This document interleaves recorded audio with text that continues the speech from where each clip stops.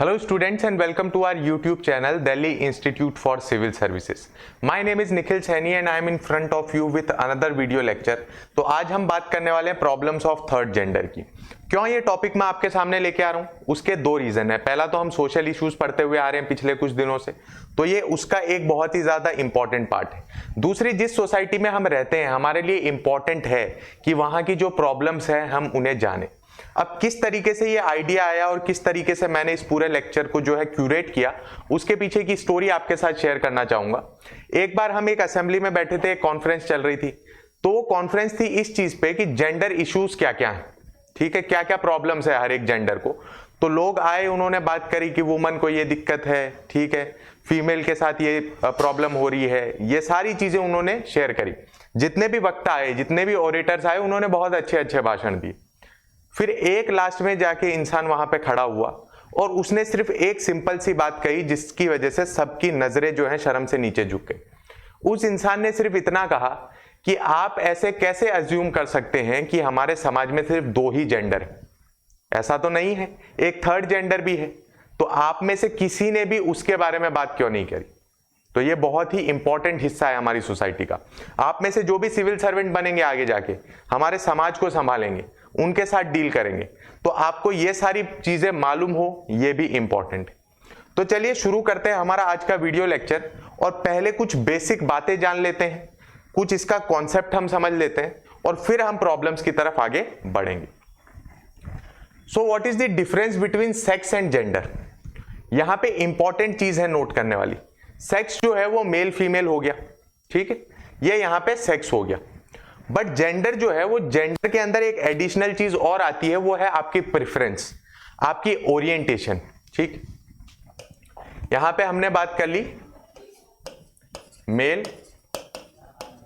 और female. But जब हम बात करते हैं जेंडर की, तो इसमें आपकी ओरिएंटेशन भी इंक्लूड हो जाती है।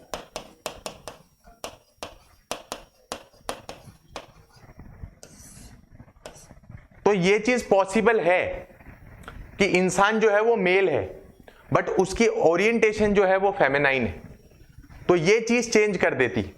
तो जेंडर का कॉन्सेप्ट अलग है और सेक्स का कॉन्सेप्ट अलग है। इन दोनों चीजों को आपको दिमाग में रखना है। अब आगे चलते हैं और समझते हैं कि किसे हम कहेंगे third gender. Who is third gender person.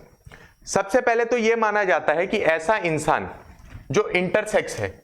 अब इंटरसेक्स किसे कहा जाता है, जिसके पास दोनों ऑर्गन्स हैं, दोनों रिप्रोडक्टिव ऑर्गन्स, जेनिटल्स जो हैं वो दोनों हैं। तो यहां पे ये चीज माना जाता है, नॉर्मली ये चीज समझी जाती है, बट ये सही नहीं है। और इसे मैं कह सकता हूं कि ये एकदम सही नहीं है, ये उसका एक पार्ट है, ठीक। दूसरा, हम किसे कंसीडर करेंगे फिर थर्ड जेंडर के अंदर। तो पहली चीज तो या तो वो इंटरसेक्स है या फिर उनका जो सोशल बिहेवियर है, या हम बोल सकते हैं सेक्सुअल ओरिएंटेशन है, वो अलग है। For example, that person is male but वो फील किसकी तरह कर रहे हैं, फीमेल की तरह कर रहे हैं, उनके अंदर फेमिनाइन कैरेक्टरिस्टिक्स हैं, तो उसे कहा जाएगा ये थर्ड जेंडर। अब आगे चलते हैं और इसकी एक कॉम्प्रहेंसिव डिटेल के थ्रू जानते हैं कि किस किस इंसान को इंक्लूड किया जाएगा थर्ड जेंडर के अंदर। तो पहला तो यहां पे आपको क्लियर हो जाएगा, those who are born intersex, that is जिनके पास दोनों काइंड ऑफ रिप्रोडक्टिव ऑर्गन्स हैं, मेल के भी और फीमेल के भी। सो ये क्या हो गया, ये साइकोलॉजिकल फिजियोलॉजिकल डिफरेंस हो गया, राइट। ये आपकी बॉडी के अंदर जो डिफरेंस है वो आ गई। दूसरी चीज, दोज हु आर कास्ट्रेटेड, एनक, इसके अंदर क्या चीज आती है, जो रिप्रोडक्टिव ऑर्गन्स है मेल के, उन्हें रिमूव कर दिया जाता है, ठीक। जब अगर हम इतिहास की बात करें तो राजा महाराजा ये स्लेव्स के साथ किया जाते थे ताकि उनकी लॉयल्टी अपनी तरफ रख सके वो। और ऐसे स्लेव्स वो अपने, बोल सकते हैं फीमेल का जो उनका ग्रुप रहता था जहां पे वो अपनी वाइफ्स को रखते थे, ठीक है, वहां पे भी उन्हें सिक्योरिटी पर्पस के लिए वहां पे नियुक्त कर दिया करते थे। तो ये हो गए कास्ट्रेटेड।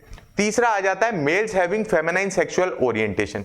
अब ये क्या हो गया, ये साइकोलॉजिकल चीज हो गई, ठीक है, ये दिमाग के अंदर की चीज हो गई। तो इसके अंदर दोनों चीजों को इंक्लूड किया गया है, physiological as well as psychological. तो इन्हें हम कहेंगे थर्ड जेंडर। अब अगर इंडिया के अंदर और वर्ल्ड वाइड हम कम्युनिटीज की बात करें कि कौन कौन सी कम्युनिटीज है ट्रांसजेंडर कम्युनिटीज, उसके बारे में एक छोटी सी चर्चा कर लेते हैं, ठीक है। बकलास इन फिलीपींस, ठीक है, berdaches in American Indian tribes, सेरेस अफ्रीका, और इंडिया और अगर पाकिस्तान की बात करें जो आज के हमारे इस टॉपिक का इंपॉर्टेंट हिस्सा रहने वाला है, तो वो है hijra community in India and Pakistan. ये यहाँ पे मेजॉरिटी पॉपुलेशन के अंदर पाए जाते हैं। मेजॉरिटी पॉपुलेशन में इस तरीके से कह रहा हूं कि बाकी जो है वो लिमिटेड हैं, बट ये जो है पॉपुलेशन हिजरा कम्युनिटी ये सबसे ज्यादा है। तो आगे समझते हैं और इनकी फैमिली बैकग्राउंड किस तरीके से होगा, ये किस तरीके से प्रोसेस जो है हिजरा बनने की वो क्या होती है, उसे हम समझने की कोशिश करेंगे।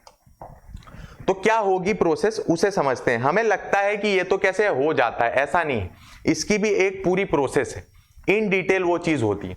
तो यहां पे क्या होता है कि एक इंसान होता है गुरु इनके अंदर, ठीक। गुरु के कितने चेले, तो कम से कम 5 चेले होते हैं, ठीक। These are चेलास।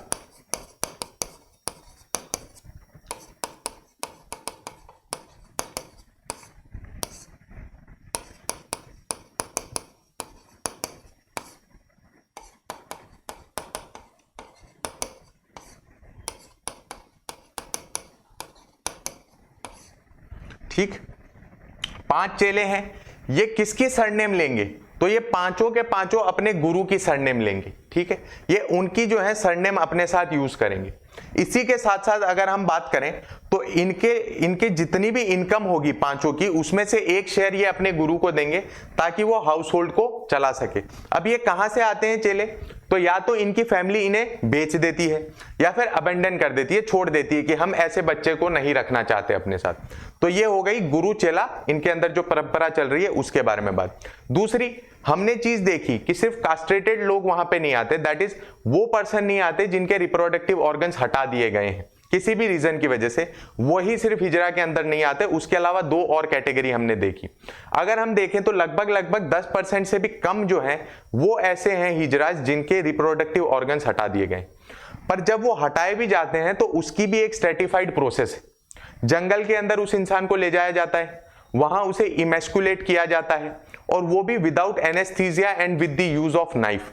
आप सब लोगों के लिए ये इंपॉर्टेंट है कि आप ये सारी बातें जानें, ठीक है।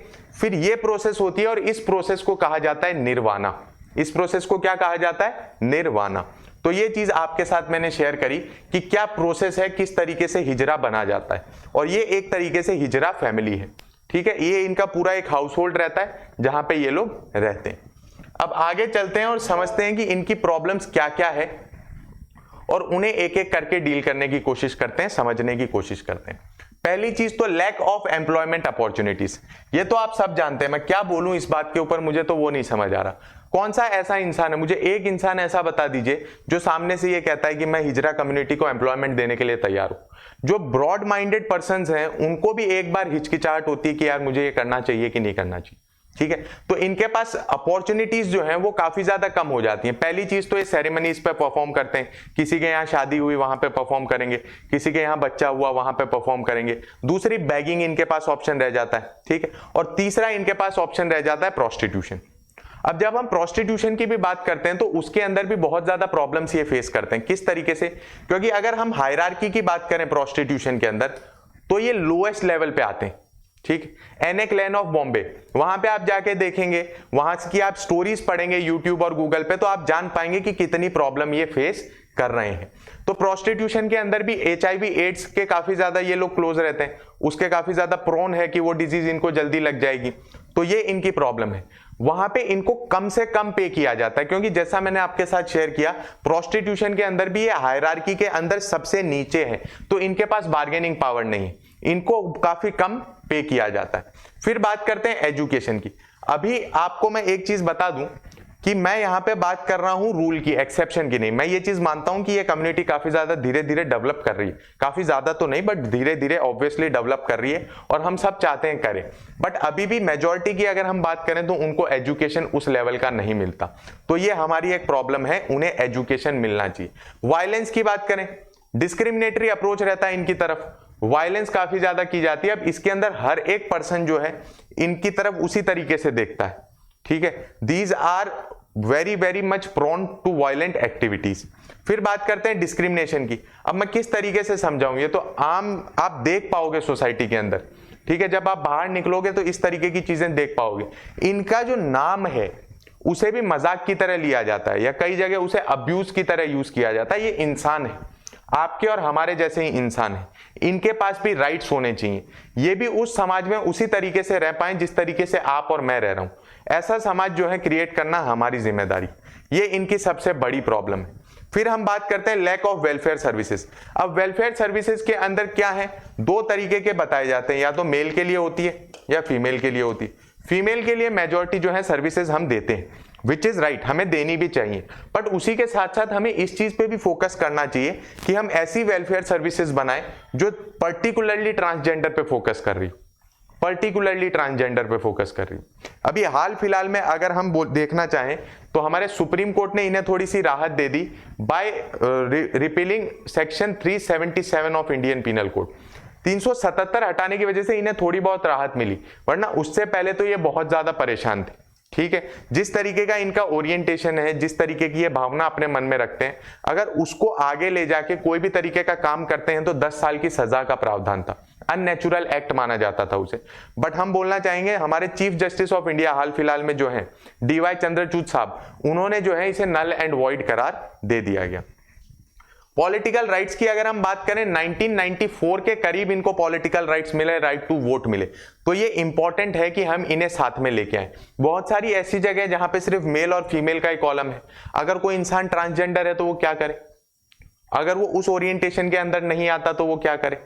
तो ये बहुत ज्यादा प्रॉब्लम्स हैं उनकी। और ये तो मैं कह सकता हूं कि मैक्रो टॉपिक्स आपके सामने उठाएं।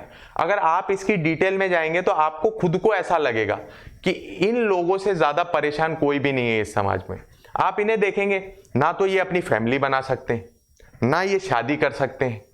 ठीक है, इनका ओरिएंटेशन भी अलग है, इनको डिस्क्रिमिनेट भी किया जाता है। ठीक है, एम्प्लॉयमेंट अपॉर्चुनिटीज भी कम है। तो इन लोगों के पास बच क्या जाता है आखिरकार। ठीक, और ये वो लोग हैं जो हमारी खुशियों में आते हैं और हमारी खुशियां बांटते हैं, ठीक, उसे इंजॉय करते हैं। तो हमारी ये जिम्मेदारी बनती है कि इन लोगों के लिए एक ऐसा समाज तैयार करें जहां पे इनके पास अधिकार हो, जहां पे ये बराबरी से रह सके। So this was all about today's video lecture. I hope you liked it. और उसी के साथ साथ एटलीस्ट आपको थोड़ा इसके बारे में और ज्यादा इंफॉर्मेशन मिली होगी, क्योंकि मुझे मालूम है इस टॉपिक के बारे में हम काफी ज्यादा कम बात करते हैं, प्रॉपरली डिस्कस भी नहीं करते। बट मेरा मानना यह है कि कंफर्ट कब आता है, जब हम अनकंफर्टेबल बातें करते हैं। तो आज से हम सबको यह चीज शुरू करनी है कि हम ऐसी बातें करें, ऐसी अनकंफर्टेबल बातें करें जो आगे जाके कंफर्ट लेवल को बढ़ाए। So thank you very much for watching and please like, share and subscribe our YouTube channel.